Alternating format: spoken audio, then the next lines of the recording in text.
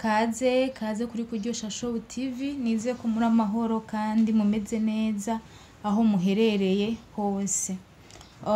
Nkuko bisanzwe nyene muri kumwe na Nimbona Irene asanzwe bategura ibiganiro bijanye n'ingo n'imiryango.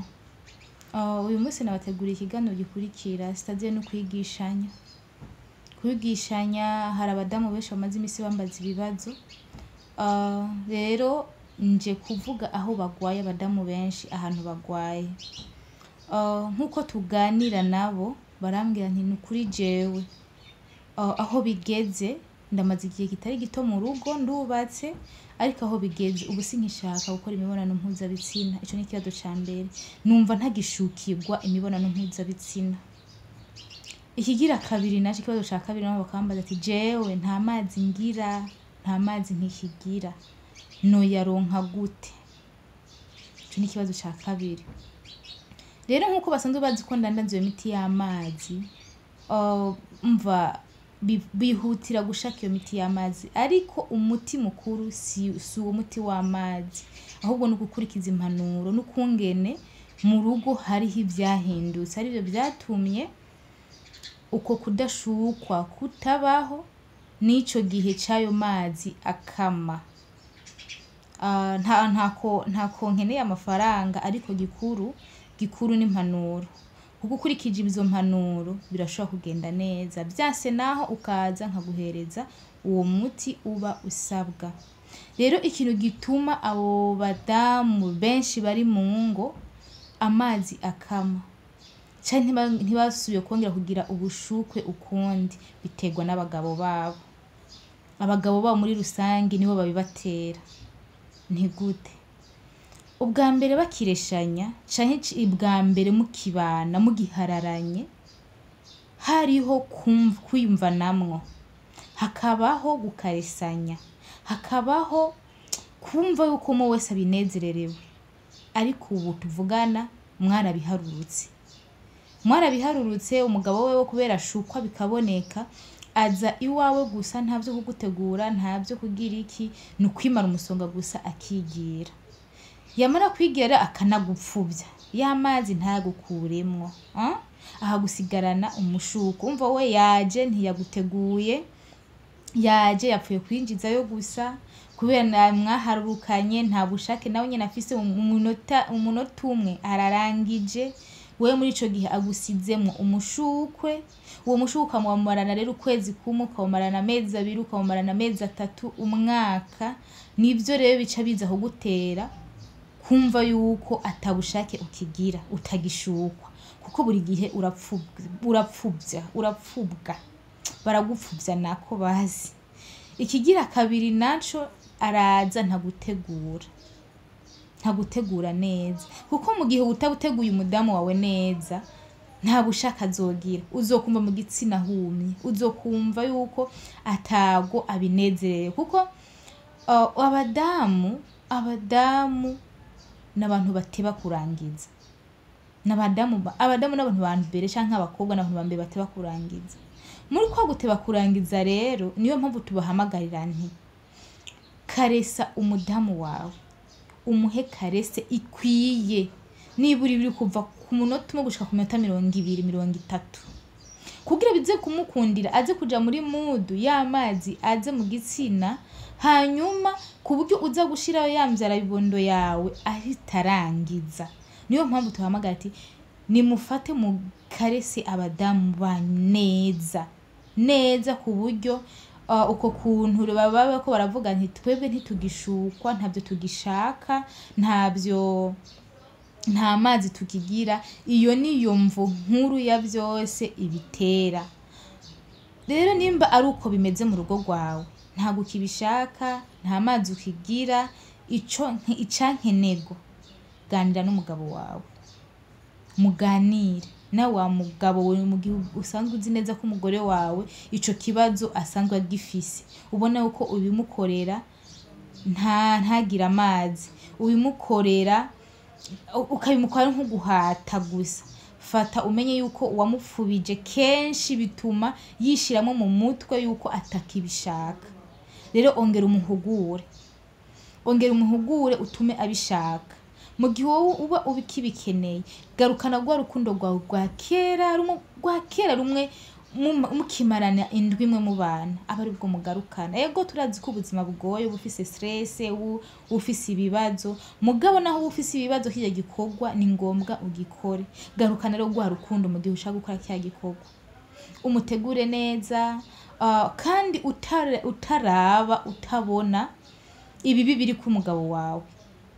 Raba ivyiza biri ku mugabo wawe kugira wishiremo muri mudu bize n'ingoga. Na wa mugabo we ishiremo ivyiza ubona ku mudamu wawe kugira ngo ya mudu yo kubishaka ize n'ingoga. Mu gihe uzobigenjeje uko igikorwa kizogenda neza. Rero mwabadamu mumva menga ntimukibishaka mumva ntimenga ntimukibinezererewe gerageza muhindure muze muragane n'abagabo bawe mabwira ati jewe Yamara ndakunda umugabo ankaresa. Aha hantu hankaresheje biragira gute birandyohera. Aha hantu ni wankankaresa amazi azoza n'ingoga. Sivyo muganire ibiganiro nivyo bigize ingo. Ingo nyinshi ntizikiganira ababanye imyaka 2-3 abasha baharurukana nta birenze ariho hahandi haca habaviramwo ku badamu kongera kutabishaka kongera kumva yuko ntibabinezererewe kongera kumva yuko ntibagishukwa sitadiye baraharukanye n'umugabo wiwe ntakimwiyumvamo nkuko byahoze naho yo bamwiyumvamo naho umugabo wiwe ntaza ngamutegure neza bigatuma azokwamana umugongo udahera umujinya udahera. Iyo niyo ngaruka yo gutategura umudamu. Abadamu rero bumva yuko batakinezera imibonano mpuzabitsina batafise amazi kandi kare bari bayafise. Ingorane niyo nibagubategure neza umugabo wawe gutegure neza byimazeyo urabe yuko bidahinduka. Umva umugabo araza gacomeka hahandi hantu hagumye hababara ukatangira no kubabara muri ca gitsina cyawe ukuri kurababara nta kuntu uzori kuramazi uri kurababara kandi yahatirije ahantu humye. Nabanza gutegure neza gutegura neza ibintu bizogenda neza. Cyo kibazo abantu benshi bari bamaze ko iminsi bambaza n'ibindi bibazo byinshi bagenda bambaza tuzogera tubyigako uko bukeye uko bwije uzokurikirana ino cano azoharonkera byinshi.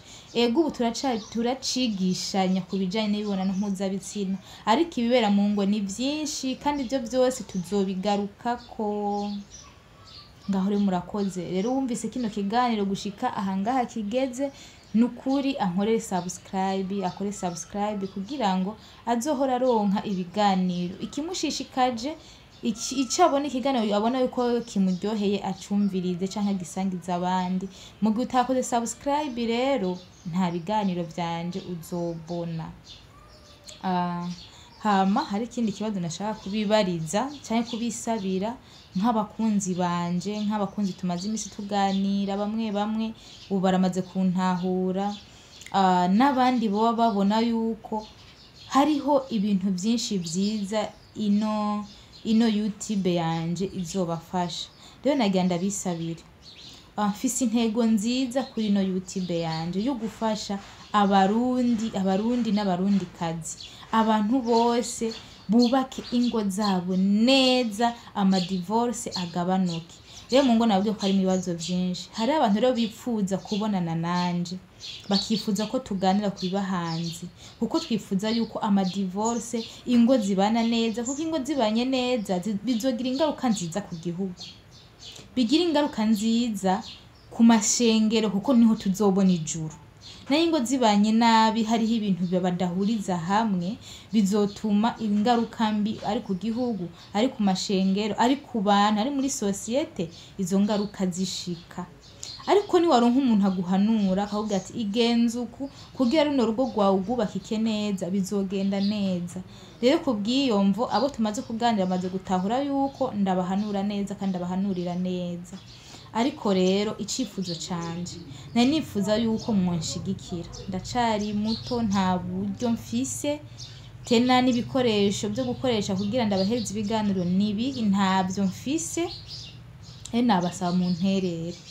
Ndifuza gukora kuronka ahantu ho gukorera ho gukorera ku buryo umuntu ankeneye ashobora kuhansanga, ashobora kunsanga ku biro kanaka akahansanga nkamukansaringa nkamufasha mu bibazo afise mu mpanuro y'ibibazo aba afise, ariko aho gukorera ntaho mfise.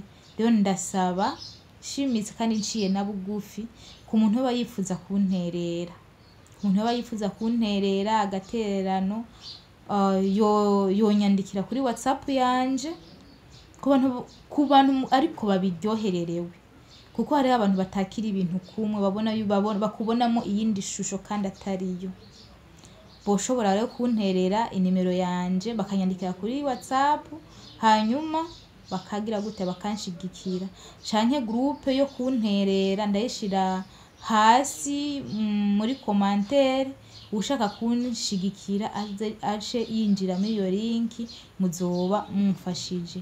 Inimero yanje rero ni +257 69 65 69 14, akamenyetso ko guteranya 257 69 65 69 14. Kandi ndabibutsa yuko hariho imiti, amavuta avura urubandu, ibihere, amatashe, amaribori, ayo mavuta araboneka.